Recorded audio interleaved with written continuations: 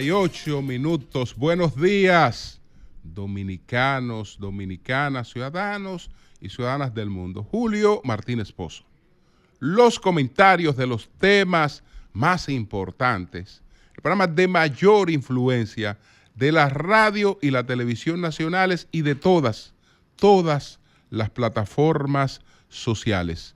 Buenos días al equipo del Sol de la Mañana, a nuestras audiencias, a la de Sol, a la de Telefuturo Canal 23, nuestro canal de YouTube y todas las plataformas de Sol 106.5 y todas sus emisoras a nivel nacional. Entonces, señores, nosotros vamos a identificar estos temas de inmediato. Avistamiento de las ballenas en Samaná, que es un espectáculo natural maravilloso. Las supuestas humillaciones de las que fueron objeto el doctor Robert Rick Cabral y su familia. ¿Y quién es el Chino de Gurabo? O el Chino Domínguez, el imputado en Estados Unidos por narcotráfico y lavado de activos, que se ha entregado recientemente a las autoridades judiciales de la Florida, el famoso Chino Domínguez, un hombre que pisaba muy duro en Santiago de los Caballeros. Entonces, antes de adentrarnos a esos temas, hay otros temas que también queremos tratarlo. Lo primero es que el periódico El Día publica una relación de varias actividades internacionales que tendrán sus sedes en la República Dominicana. Entre esas actividades está el Congreso Mundial de Derecho de la Asociación Mundial de Juristas, la Asamblea de la Sociedad Interamericana de Prensa, SIT, la Cumbre de las Américas, los 25 Juegos Centroamericanos y del Caribe y la sesión del Comité Olímpico Internacional que se desarrollará aquí en el 2027 en Punta Cana. Todo esto pues habla muy bien del destino dominicano, de la confianza en el destino dominicano, que es una apuesta en la que todos, absolutamente todos, debemos estar a una, debemos estar unidos y tener mucho cuidado con las cosas que hacemos, incluso para defender a nuestro país, incluso para defender el derecho que tenemos a la aplicación de nuestras leyes migratorias, para proteger nuestro Estado-nación y todas las cosas que les sirven de identidades. La preocupación por esas cosas es una preocupación legítima de los dominicanos. Pero en cualquier cosa, cualquier acción que vayamos a emprender, tenemos que hacerla con sabiduría. Con sabiduría. Una cosa es el gobierno dominicano ejecutando su política migratoria con una exigencia de la sociedad para que ejecute su política migratoria. Y otras son acciones directas de los ciudadanos. Las acciones directas de los ciudadanos pueden estar lo mejor intencionadas posible, pueden ser estimuladas por el corazón, por las emotividades, pero tienen otra lectura. Y acuérdense que el problema que estamos padeciendo los dominicanos, nada más lo entendemos los dominicanos porque tenemos una situación única en el mundo. Única en el mundo, que no la tiene, pero ningún otro país del mundo, ningún otro país insular tiene lo que padece la República Dominicana. Entonces solamente los dominicanos, porque el corazón de la uyama solo lo conoce el cuchillo, solamente los dominicanos entendemos plenamente nuestra situación, pero tenemos que ser sabios. Tenemos que ser sabios y no dar motivos para que se nos acuse de xenofobia, para que se nos imputen cosas que de manera graciosas nos han tratado siempre de imputar. Tenemos que ser muy cuidadosos e inteligentes en la forma de defender a nuestro país y su preservación como nación. Bueno, señores, entonces hay un acontecimiento que se produjo en el sector Barranca de Sabana Iglesia la madrugada del pasado sábado que tiene que ser esclarecido. Hay una joven de apenas 28 años de edad que iba conduciendo un vehículo Mercedes-Benz modelo E300 2018 acompañada de otra persona. Entonces ese vehículo fue objeto de un ataque a tiros, que parece que fue una acción dirigida. Un ataque a tiros se produjo contra ese vehículo.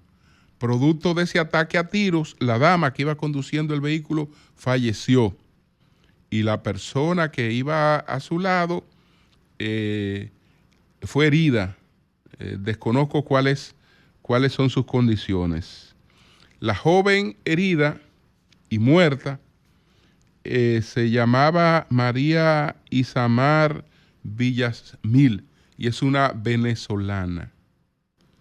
Está claro que no hubo intención de robo ni nada de eso. Es decir, eso parece una acción de sicariato. Parece que la joven o la pareja que la acompañaba, pues fueron objeto de una orden, de una disposición de muerte. Entonces, ese caso tiene que aclararse, debe ser aclarado. Bueno, señores, por segundo año consecutivo, nuestro equipo, el equipo del Sol de la Mañana, tiene el privilegio de ir a disfrutar de ese espectáculo que nos obsequia la naturaleza, que es el avistamiento de las ballenas en Samaná, que hacen todos los años este recorrido de miles de kilómetros desde el mar Ártico hasta nuestras aguas tropicales. Un recorrido que forma parte de su ciclo reproductivo, porque la principal finalidad, además de buscar alimentos en todo el recorrido, la principal actividad ya en las aguas tropicales es de reproductiva. Es decir, en las aguas tropicales nace el vallenato y también se aparean de nuevo las ballenas. Entonces, hay un ciclo que se agota en nuestras aguas, que es el ciclo de orientación, de enseñanza para la subsistencia al vallenato, eso se produce en nuestras aguas, en aguas tropicales, como ocurre con la bahía de Samaná, que es uno de esos lugares que tienen este privilegio, como la península de Baja California en México, o como el Parque Nacional Marino de Ballena de Costa Rica. Entonces, nosotros fuimos el pasado sábado, por segundo año consecutivo, a avistar las ballenas que vienen durante un ciclo, durante el primer trimestre del año, están con nosotros, y a partir de ya finales de marzo parten. La fecha a tope es la fecha del 30 de marzo. Es un calendario biológico que tienen. Entonces, agradecer la invitación al alcalde de Samaná, don Nelson Núñez, a su distinguida esposa, que no solo el alcalde participa con nosotros en este avistamiento que se da de manera exclusiva para nuestro equipo, sino que también después compartimos una cena en la casa de don Nelson y de su distinguida esposa, que realmente nos proporcionan un tratamiento muy distinguido, y además la fascinación, ¿no?, de uno poder disfrutar de esta cosa que es única. Entonces, gracias del alma por ese trato y por esta oportunidad. En la casa de don Nelson y de su distinguida esposa, el año pasado, como este año, tuvimos la oportunidad de conversar con el presidente Abinader, de intercambiar con el presidente Abinader por la vía telefónica, y tratar rápidamente así algunos temas relativos a Samaná. En Samaná va muy bien lo que es el malecón. Incluso el presidente, en la breve conversación, nos informó que probablemente 45 días determinen los trabajos del malecón. Vamos a ver, 45 días o 2 meses. Están terminados los trabajos del malecón de Samaná. Lo de la entrada, que el mismo presidente le llama lo de la interminable entrada de Samaná, se ha avanzado porque parece que había una complicación idéntica a la del kilómetro 9, con unos desalojos que complicaron un poco la cosa, pero ya tenemos la información. Bueno, el alcalde Nelson Núñez nos informó que el tema de los desalojos ya no es un obstáculo, que ya ese tema está prácticamente resuelto con el acuerdo con las personas, que eso está prácticamente resuelto. Entonces, el trabajo ha tenido complicaciones, pero ese era uno de los obstáculos que había, que esperamos entonces que ahora se pueda avanzar mucho más en cuanto a lo que es la entrada de Samaná. Otro problema es entonces el pueblo, que tiene muchas intervenciones por parte del INAPA para completar, corregir las cuestiones del acueducto de Samaná y suministrar agua potable a toda la población. Es un beneficio al final, pero ese beneficio va muy lento y la gente se queja mucho porque lo ha sufrido demasiado, porque tiene el pueblo realmente muy averiado y la vida normal, entonces realmente resulta muy difícil. Nosotros vamos a ver si conversamos con Wellington Arnaud, el director de INAPA, porque hasta ahora esta parece ser la parte que va más lenta, porque ya dijimos que lo de la entrada, resuelto el problema de los desalojos y otras cosas ahí que ya eran estructurales, que en principio no estaban previstas, pero que se están trabajando. Ojalá que cuando volvamos el año próximo, si Dios quiere, a la nueva visita de las ballenas, la situación sea totalmente distinta, porque los samaneses tienen muchas quejas, sobre todo con la situación en la que se encuentran sus calles en estos momentos. Muchas quejas. Señores, miren,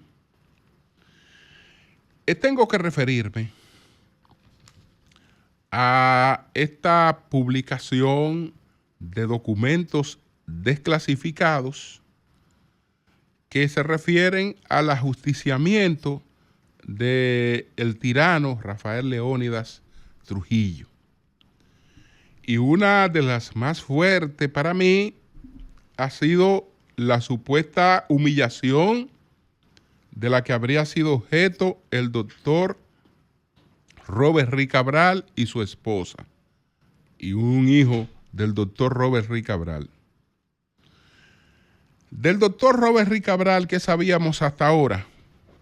Del doctor Robert Rick Cabral sabíamos hasta ahora que el doctor Robert Rick Cabral no estuvo involucrado de manera directa en la trama para dar muerte a Trujillo, que su hermano Donald Rick Cabral sí estaba involucrado, pero que el doctor Rick Cabral se vio en la necesidad de esconder a varios de los participantes en el ajusticiamiento y que a partir de ahí eso lo implicaba en la trama, y el doctor Rick Cabral terminó quitándose la vida. Pero las razones por las que el doctor Rick Cabral se habría quitado la vida no se ahondan en la mayoría de las hagiografías que se han publicado, porque hay muchas publicaciones sobre el ajusticiamiento. La mayoría de ellas son hagiografías, no hagiografías. Uno de los trabajos más completos que se ha publicado sobre el ajusticiamiento es una obra de Juan Daniel Balcácer que se titula Trujillo, el tiranicidio de 1961. En la página 210 de esta obra aparece una fotografía. Vamos a colocar la fotografía, que fue la última fotografía que se le habría tomado al doctor Robert Rick Cabral pocos días antes de que él se quitara la vida. Él se quitó la vida posterior a un interrogatorio que le practicó el CIN. Ahí, posteriormente, el doctor Rick Cabral se quitó la vida.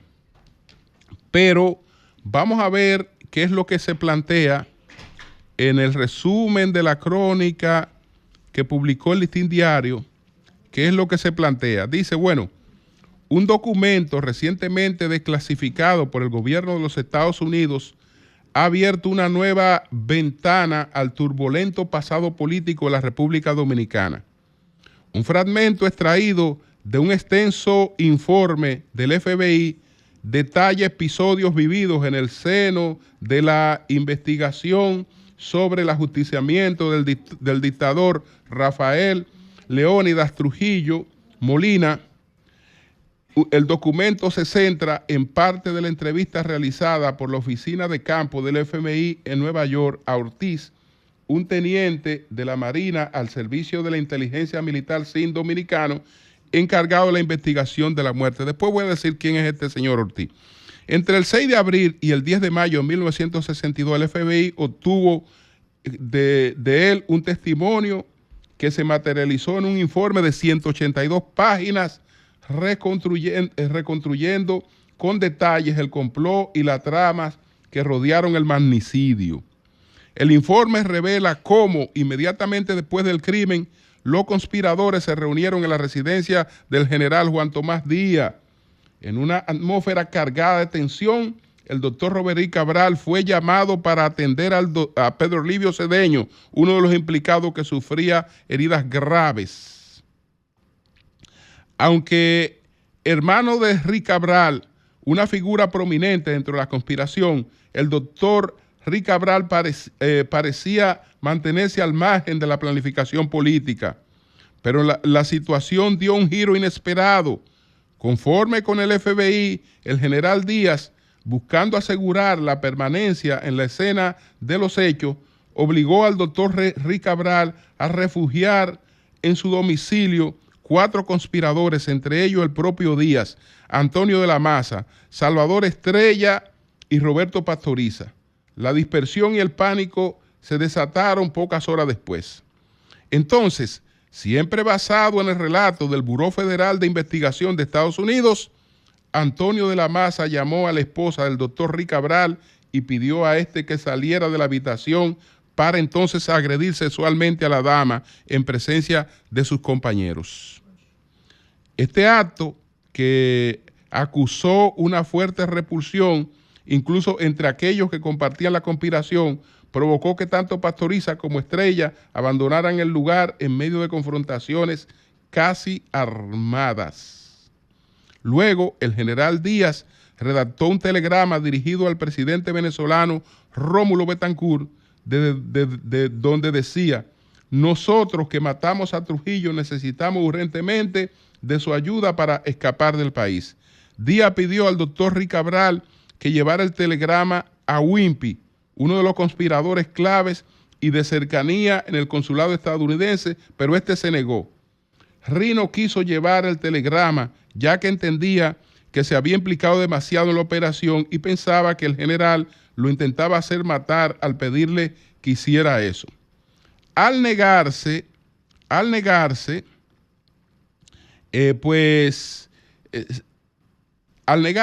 eso hizo que de la Maza se indignara tanto que golpeó a Reed, lo empujó y apuntó con una pistola a su hijo menor.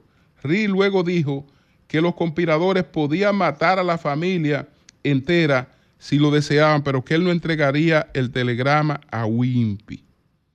Entonces, tiempo después, General Díaz y Antonio de la Maza murieron durante el enfrentamiento a tiro al resistirse a ser arrestados. Mientras tanto, Pastoriza y Estrella fueron capturados y confesaron. El señor Ortiz, que alude a este documento desclasificado, es probablemente, porque aunque no mencionan el nombre, pero lo más probable que se trate del señor Clodoveo Edmundo Ortiz González, que era un agente del SIN que había participado en todas las torturas y crímenes. Entonces este señor fue solicitado en extradición por Juan Bosch y poco antes el FBI lo sometió a un interrogatorio, que es donde él plantea estas cosas. ¿Cuál es el problema de esto? Que esto no se responde con insultos y descalificaciones. Esto no se responde con opiniones, sino que deja una tarea en manos de los historiadores, para esclarecer esto. Porque siempre ha estado ese manto oscuro en lo que es el suicidio de Donald Reed. Fíjense que, como les decía, cuando usted va a una de las obras más completas, que es la de Juan Daniel, solo está la referencia, está la fotografía y la referencia que se quitó la vida. Pero no se entra en mayores detalles sobre la situación que llevó al doctor Rick Cabral a quitarse la vida. Ya esperaremos a ver qué dicen algunos de nuestros historiadores, algunos que han profundizado en esos acontecimientos. Siempre he planteado con claridad que a Trujillo lo mató la burguesía que emergió a su sombra y que el objetivo de ellos era sustituir a Trujillo. Era sustituir a Trujillo, era mandar ellos. Era mandar ellos, y eso fracasó porque factores con lo que no contaban, pues terminaron siendo un poco más determinantes. Pero ya veremos, señores, qué pasa con esto, que plantea desafíos de esclarecimientos, porque nosotros podemos decir cualquier cosa ahora y descalificar esto, pero resulta que las descalificaciones que nosotros hagamos pasan, pero esto es un documento que permanece para la posteridad. Entonces, eso tiene que ser documentado si la versión es distinta realmente a la que el señor Clodoveo Edmundo Ortiz, que debe ser el tal Ortiz al que alude este informe, así lo plantea. Señores, el pasado viernes, y ya aquí he pasado a otro tema, el pasado viernes yo me preguntaba qué impacto pudiera tener el apresamiento del Chino Domínguez. ¿Y por qué preguntarse qué impacto puede tener el apresamiento de una persona acusada de narcotráfico y de lavado de activos? Yo me refiero al chino, el Chino Domínguez o el Chino de Gurabo. ¿Qué impacto puede tener esto? Porque a cada momento extraditan narcotraficantes. Tiene que tener un impacto en la política el que extraditen a un narcotraficante. Bueno, incluso después comentábamos aquí que a veces los líderes políticos no tienen tanta responsabilidad en que personas se le cuelen en fotografía. Ahora, cuando hagamos referencia al Chino Domínguez, no podemos hablar de un colado. No. El Chino Domínguez era un PRMista y un financiero del PRM en Santiago. Y de primera línea. De primera línea. Y no era un desconocido, no era una gente que no se sabía de dónde venía, ni tampoco se ignoraba cuál era su actividad. El Chino Domínguez tenía lavanderías inmobiliarias y tenía lavanderías ganaderas. Las lavanderías inmobiliarias, bueno, empresas inmobiliarias en las que se mete dinero sucio, pero el dinero sucio se limpia con la venta de los inmuebles. Porque cuando se va a hacer la tasación para la venta de un local comercial, me refiero a una plaza, o cuando se va a hacer la venta de un inmueble, de un apartamento, al banco le importan dos cosas: que el título no tenga ninguna suerte de objeción, es decir, que el título esté limpio, y la tasación del inmueble, pero no indaga en de dónde salió el dinero con el que se construyó el inmueble. De manera que usted participa, pues Santiago está lleno de edificios de Airbnb, por ejemplo, etcétera. Usted participa en la construcción, en construcciones, y la venta de las construcciones limpia el dinero.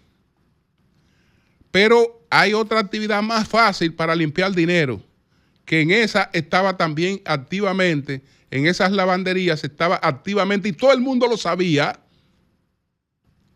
el Chino Domínguez, que era la lavandería ganadera. La lavandería ganadera. La ganadería es una de las formas más rápidas de lavar dinero. ¿Cómo se lava el dinero en una ganadería? Bueno, usted cría ganado, pero para suplir, usted no depende solo del ganado que usted cría, sino que usted compra cabeza de vaca a todo el que le venda cabeza de vaca. Usted le compra la cabeza de vaca, la compra con dinero sucio, pero cuando usted hace un contrato con una cadena de supermercado para suplirle la carne, los cheques que el supermercado va a pagar un tiempo después son limpios. Entonces, por eso me refiero a lavanderías inmobiliarias, que tenía varias, y la ganadería. Entonces, ¿qué fue lo que dijimos el viernes? Lo que dijimos el viernes fue que este señor que tenía también, que tenía otro hobby, que era el gallerismo, y tenía su propio coliseo, había sido pues apresado en una operación en la que se habla de colaboración entre la fiscal del Distrito Sur de la Florida, Ellen DeAngelo, y la DEA, pero también el vicealmirante Cabrera Ulloa de la DNCD. Y entonces este señor, vía Panamá, viajó a Estados Unidos y está puesto a disposición de las autoridades estadounidenses. Pero con eso yo no he respondido la pregunta de por qué en ese comentario se planteaba qué impacto puede tener este apresamiento y las negociaciones que lleve a cabo el chino de Gurabo para hacer lo propio que ha hecho Miguel Gutiérrez. Quitarse años de encima negociando con las autoridades. Entonces, bueno, ¿por qué el chino de Gurabo? El chino Domínguez. ¿Por qué el chino Domínguez no es un pegado? ¿Por qué el chino Domínguez no es una gente desconocida que llega y de repente se vincula con la dirección del PRM y financia al PRM ampliamente en Santiago? ¿Por qué el chino Domínguez no es, digamos, alguien, un desconocido? ¿De dónde sale el chino Domínguez? ¿Quién es el chino Domínguez? El chino Domínguez, ya hemos planteado que es gurabero. De los Domínguez, del mismo tronco del expresidente Hipólito Mejía. El chino Domínguez es hijo de Luis Domínguez. Luis Domínguez, primo hermano de Hipólito Mejía. El señor Luis Domínguez es primo hermano de Hipólito Mejía. Entonces, el chino Domínguez es hijo de Luis Domínguez. Otro hijo del señor Luis Domínguez, que tenía el mismo nombre del padre, enfrentó un proceso similar en España. Realmente yo no sé en cuál de los dos es el compromiso de sacramento de los primos hermanos. Es decir, ¿cuál es el ahijado del señor Mejía? No lo sé. Lo que sé es que el chino Domínguez es hijo de Luis Domínguez, que es primo hermano de Hipólito Mejía. Que por eso este hombre tiene esa influencia y no se puede hablar de un desconocido en el PRM, ni que nadie que no se supiera dónde salía. Y toda la familia sabía que él no se había sacado varias veces la loto, que no. Entonces, que toda esa riqueza que él mostraba era una riqueza que todo el mundo sabía que era mala vida. Entonces, bueno, ¿qué va a pasar con el chino Domínguez? El chino Domínguez va a negociar. Desde luego que va a negociar. Incluso su partida es una negociación. Pero ¿qué implicaciones tendrá esto? Todavía hay implicaciones desconocidas de las negociaciones del señor Miguel Gutiérrez. El chino Domínguez puede ser parte de lo que ha negociado Gutiérrez. Y si Gutiérrez ya se redujo a 11 años, no sé cuánto le quitarán por lo del Chino Domínguez, que a su vez va a negociar. Pero con lo de Gutiérrez también es importante otro dato, porque cuando hablamos de Miguel Gutiérrez, el primer diputado apresado por narcotráfico en pleno ejercicio de sus funciones, cuando hablamos de Miguel Gutiérrez nos quedamos en Miguel Gutiérrez y solamente hablamos de Miguel Gutiérrez, no, debemos hablar del nombre completo, Miguel Gutiérrez Díaz. Miguel Gutiérrez Díaz. ¿Ustedes saben de quién es sobrino Miguel Gutiérrez? Y el hermano, el alemán, que estaba preso también, de Díaz Morfa. Por eso se queda en Gutiérrez nada más, pero es Gutiérrez Díaz. Ese Miguel Gutiérrez, sobrino de Díaz Morfa, y su hermano, el alemán, y todos los que están vinculados ahí, son sobrinos de él. Son sobrinos de ese. No estamos hablando de gente desconocida, ni de gente que no se sabía quién era, ni de gente que no se sabía de dónde sacaban los cuartos, o de gente que se apareció y se tomaba fotografías. No estamos hablando de eso en ninguno caso. Estamos hablando de gente que se sabía de dónde venía y se sabía cómo habían hecho sus cuartos. Ahora veremos qué pasa con este caso del Chino de Gurabo y qué cosas dirá el Chino de Gurabo para tratar de quitarse de encima los años que habría de cumplir en Estados Unidos. Cambio y fuera.